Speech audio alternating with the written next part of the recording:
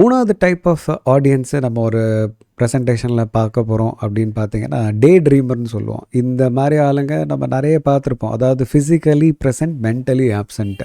நீங்கள் பேசிக்கிட்டே இருக்கும்போது உங்களை முறைச்சி பார்த்துக்கிட்டே இருக்காங்க, கண்ணை சிமிட்டாமல் உங்களை முறைச்சி பார்த்துக்கிட்டே இருக்காங்க அப்படின்னா, these guys are belonging to that particular group. So இது ரொம்ப ரொம்ப கிரிட்டிக்கலான மொமெண்ட்டு.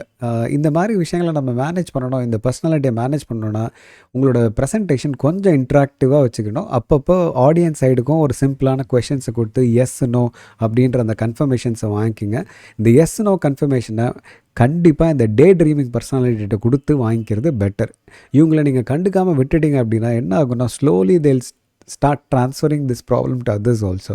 ஸோ மொத்த குரூப்பும் உங்களை பார்த்து முறைக்கிற மாதிரி ஆகிடும் ஒரு டைமுக்கு அப்புறம்.